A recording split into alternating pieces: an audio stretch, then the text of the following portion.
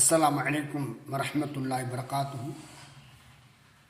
وعن أبي هريرة رضي الله تعالى عنه عن النبي صلى الله عليه وسلم قال: تنكح المرأة لأربع: مالها ولحسبها ولجمالها ولدينها فاظفر بذات الدين.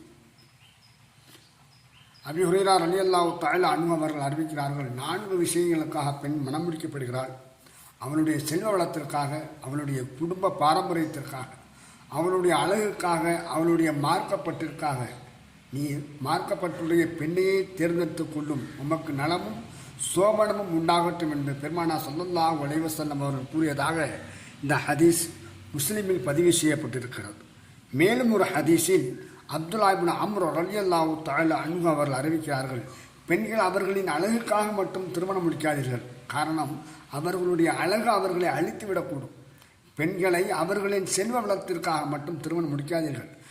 காரணம், அவர்களுடைய செல்வம் அவர்களை வரம்பு மீறுவதிலும் அடங்காத தன்மையிலும் அவர்களை ஆழ்த்திவிடக்கூடும். மாறாக மார்க்கப்பற்றினுடைய அடிப்படையில் மட்டும் அவர்களை மனம் முடித்துக் கொள்ளுங்கள். காரணம், மார்க்கப்பற்று கொண்ட கருப்பு நிற அடிமை பெண் அல்லாஹ்வினுடைய பார்வையில் வெண்ணிறமுடைய மார்க்கப்பற்றில்லா குடும்ப பெண்ணை விட சிறந்தவள் என்று நபி பெருமானார் ஸல்லல்லாஹு அலைஹி வஸல்லம் அவர்கள் கூறியதாக ஒரு ஹதீஸில் அறியப்பட்டிருக்கிறது. அஸ்ஸலாமு அலைக்கும் வரஹ்மத்துல்லாஹி வபரகாத்துஹு.